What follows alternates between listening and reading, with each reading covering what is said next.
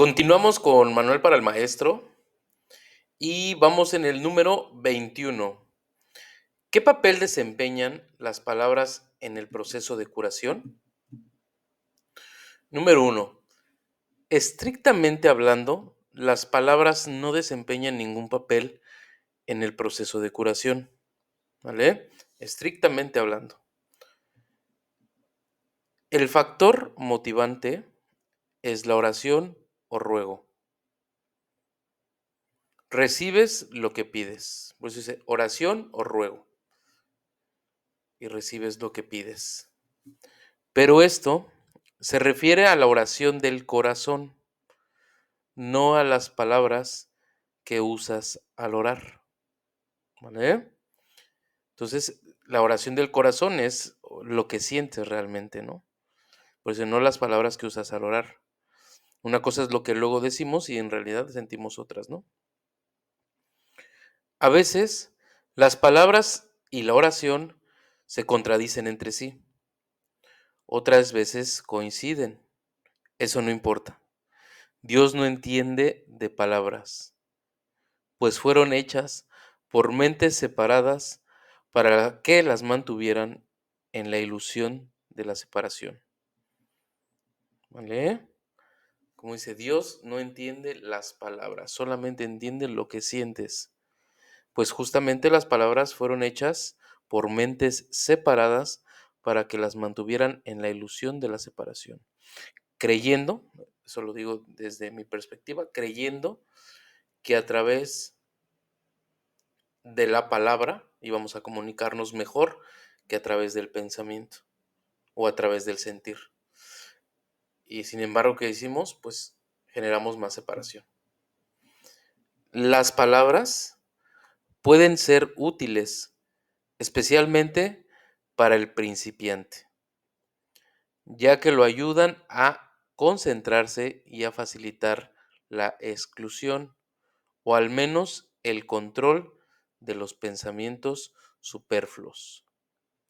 No olvidemos, no obstante, que las palabras no son más que símbolos de símbolos. Por lo tanto, están doblemente alejadas de la realidad. ¿Correcto? Entonces comprendemos aquí que realmente a través de las palabras como tal se pueden distorsionar. Es decir, se han hecho estudios donde una persona, tú dices algo y una persona entiende solamente el 20% de lo que tú estás diciendo. Y el otro 80 es a través de sus pensamientos, de sus ideas, de sus creencias, de todo lo que conlleva la persona.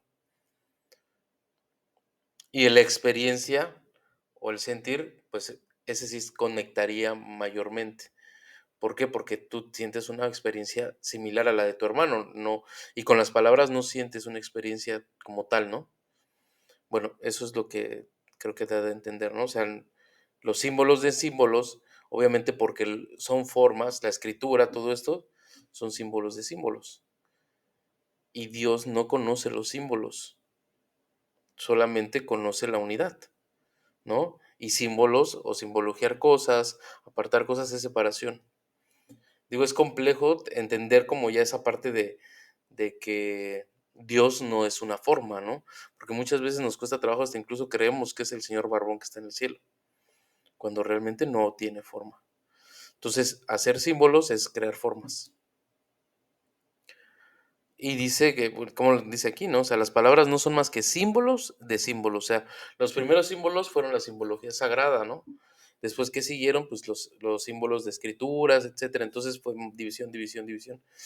Que es lo de la famosa torre, ¿no? De Babel. De los idiomas, los dialectos o las escrituras, ¿no? Diferentes. Entonces, para ponernos de acuerdo, pues solamente si nos conectamos y nos damos cuenta que entre tu mente y la mía no hay separación, diría el curso, ¿no? Entonces, bueno, por lo tanto están doblemente alejadas de la realidad. Número 2. En cuanto que símbolos, las palabras tienen connotaciones muy específicas. Ujú. Aún en el caso de las que parecen ser más abstractas, la imagen que evocan en la mente tiende a ser muy concreta. ¿vale? Entonces, en cuanto a símbolos, las palabras tienden connotaciones muy específicas, aún en el caso de las que parecen ser abstractas, ¿no? Las palabras que suenan como parecen ser abstractas. La imagen que evocan en la mente tiende a ser muy concreta. Es como, no pienses en un elefante, en automático piensas en un elefante, ¿no? Entonces, con las palabras creamos cosas en la mente, ¿no? Dice, a menos que una palabra suscite en la mente una imagen concreta en relación con dicha palabra. Esta tendrá muy poco o ningún significado práctico y por lo tanto no supondrá ninguna ayuda en el proceso de curación. ¿Vale? La oración del corazón no pide realmente cosas concretas. Aquí está hablando de la manera de manifestar, de lo que llegamos a pedir hasta en las oraciones. Dice, la verdadera oración del corazón no pide realmente cosas concretas. De hecho, es más agradecimiento que pedir. Y dice, bueno, aquí, lo que pide es siempre alguna clase de experiencia, de sensación.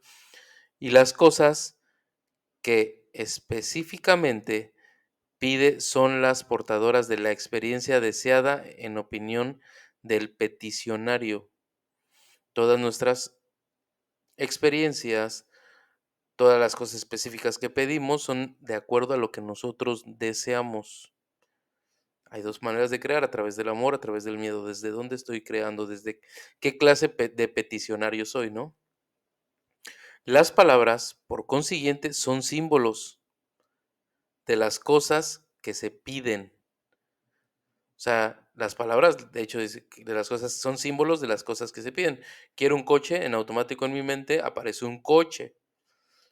Y la palabra es, el símbolo es coche, pero a mí me aparece en mi mente el símbolo, ¿no? De las cosas que se piden.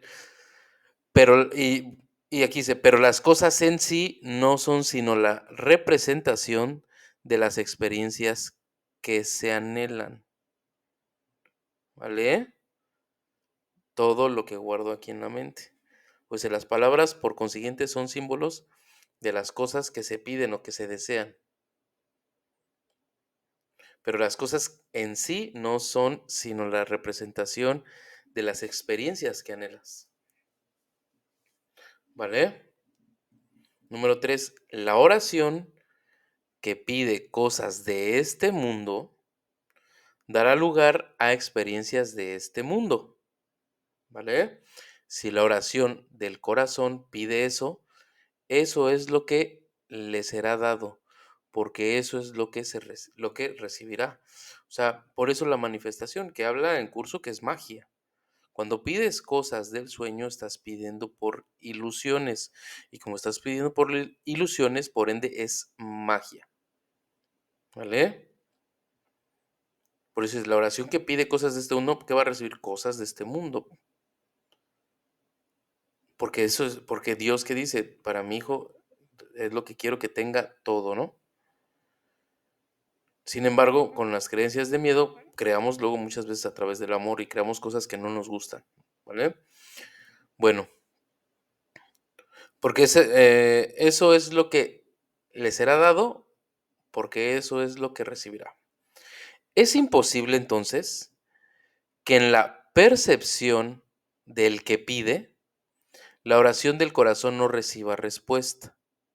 Si pide lo imposible, si desea lo que no existe o si lo que busca en su corazón son ilusiones, que es el sueño, eso es lo que obtendrá. Por eso, si pide lo imposible, si desea lo que no existe, o sea, está hablando de las cosas del sueño, porque es imposible, no existe, son ilusiones. Tú crees que tienes el coche y crees que es tuyo, ¿no? Y para empezar, nada es nuestro. Entonces, de creer eso, pides lo imposible, porque no puedes obtenerlo. Si desea lo que no existe, si deseas las ilusiones que no existen, o si lo que busca en su corazón son ilusiones, que es exactamente lo mismo, eso es lo que obtendrá. El poder de su decisión, o el poder de nuestra decisión, Se lo ofrece tal como él lo pide. En esto estriba el cielo o el infierno. Quiero pedir a través del amor o a través del miedo. Al hijo durmiente de Dios, aquí nos está diciendo, al hijo durmiente de Dios, porque nos está diciendo que estamos en un sueño nuevamente. Hablando específicamente curso, no habla de una forma metafórica, habla de una manera real. Al hijo durmiente de Dios solo le queda este poder, el de crear, o de decisión, más bien, de decisión hacia dónde quiere decidir. Solo le queda este poder, pero eso es suficiente. Las palabras que emplea son irrelevantes, pues las palabras que emplea son irrelevantes porque son símbolos de símbolos. Solo la palabra de Dios tiene sentido, puesto que simboliza aquello que no corresponde a ningún símbolo humano. Por eso dice, solo la palabra de Dios tiene sentido, puesto que simboliza aquello que no corresponde a ningún símbolo humano. Solo el Espíritu Santo comprende lo que esa palabra representa y eso también es suficiente. Por eso dejarle nuestras cosas al Espíritu Santo es dejar en manos de la verdad todas nuestras acciones, todas nuestros conflictos, dejarlo en manos del Espíritu Santo. ¿Por qué? Porque Él sí sabe, ¿vale? Número 4. ¿Debe el maestro de Dios entonces evitar el uso de las palabras cuando enseña? Y aquí contesta, por supuesto que no. Hay muchos a los que aún es necesario acercarse por medio de las palabras, ya que todavía son incapaces de oír en silencio. Aquí nos invita al silencio, al autoconocimiento. Si me reconozco a mí, voy a reconocer a Dios. Si me amo a mí, voy a amarme con Dios, porque yo soy uno con Él. Nada externo a mí puede hacerme amar o temer, porque no hay nada externo a mí.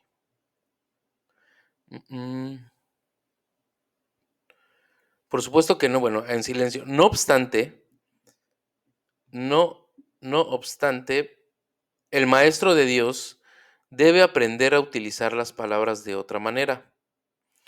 Poco a poco aprenderá a dejar que le sean inspiradas a medida que deje de decidir por su cuenta lo que tiene que decir.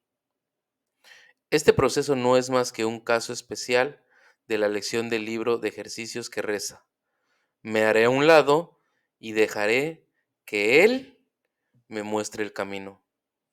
El Maestro de Dios acepta las palabras que se le ofrecen y las expresa tal y como las recibe. No controla lo que dice, simplemente escucha, oye y habla. ¿Vale? Esto nos está invitando a ese trabajo interno para escuchar al Espíritu Santo. Cuando tú pides al Espíritu Santo, en este caso, por ejemplo, las palabras yo para compartir aquí, las palabras para dirigirme a mis hermanos, en mi entorno familiar, en mi entorno social, o sea, empezar a dejarle ese trato. Te dejo mis palabras, mis acciones, mi juicio, mi ego en tus manos, Dios, en tus manos, Espíritu Santo. Guíalo, guíalo y tú, con mis hermanos, tú sabes cómo hacerlo. Por eso dice, el Maestro de Dios acepta las palabras que se le ofrecen. Ya no quiero controlar esta situación. Ya no quiero yo solucionar esta situación yo, sino a través de Dios que se solucione. A través del Espíritu Santo, que es la voz que habla por Dios, se llegue a la comunicación. Por eso dice aquí, ofrece las expresa tal como las recibe. No controla lo que dice, simplemente escucha, oye y habla. Número 5. Uno de los mayores obstáculos con los que el maestro de Dios se topa en esta fase de su aprendizaje es su temor con respecto a la validez de lo que oye.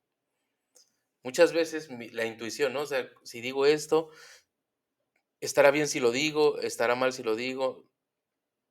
Pero ¿qué pasa aquí? Si tú ya pediste, simplemente comparte. Si eso es lo que en ese momento te está llegando, comparte. Obviamente tú vas a analizar, digo, no analizar las palabras como tal, pero de alguna manera te vas a dar cuenta si son, ¿cómo te das cuenta que es el Espíritu Santo? Van a ser palabras de unidad. En el Espíritu Santo no hay palabras de separación. Todo lo que sea unidad es el Espíritu Santo. Todo lo que sea separación es tu ego, tu miedo a la unidad o tu miedo a Dios. Ahí es como nos vamos dando cuenta, digo, desde mi experiencia. Entonces, temor con respecto a la validez de lo que oye. Y en efecto, lo que oye puede ser muy sorprendente. Puede que también le parezca que no tiene nada que ver con el problema en cuestión, tal como él lo percibe. Y puede incluso poner al maestro en una situación que a él le pueda parecer muy embarazosa. ¿Vale? Así como, ay, ¿cómo voy a decirle esto? No puede ser, no, esto no le voy a decir. Sin embargo, te está llegando el mensaje, ¿no? Entonces, por eso dice, todas esas cosas no son más que juicios sin ningún valor. O sea, al final estás escuchando la voz de Dios, pero como siempre estás enjuiciando, la vuelves a enjuiciar y vuelves a anclarte a la voz de tu ego, que es la que enjuicia. Entonces, cuando llegan las palabras, solamente las compartes, te digo, te vas a dar cuenta. Si hay unidad en tus palabras, ahí va a ser. Pero dilas o compártelas, ¿no? De acuerdo a lo que nos está compartiendo curso aquí. Que son solamente cosas de tu juicio, de tus juicios, de tus percepciones, ¿no? Al final, y eso es cierto. Para todo lo que decimos, yo digo una cosa de acuerdo a mi percepción y tú entiendes otra de acuerdo a tu percepción, ¿no?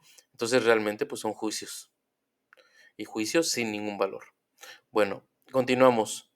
Son sus propios juicios procedentes de una penosa percepción de sí mismo que le convendría abandonar.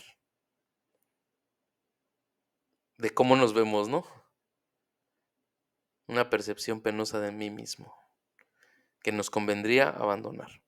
No juzgues las palabras que te vengan a la mente, sino que, por el contrario, transmítelas llenas de confianza. Son mucho más sabias que las tuyas. Detrás de los símbolos que usan los maestros de Dios se encuentra su palabra.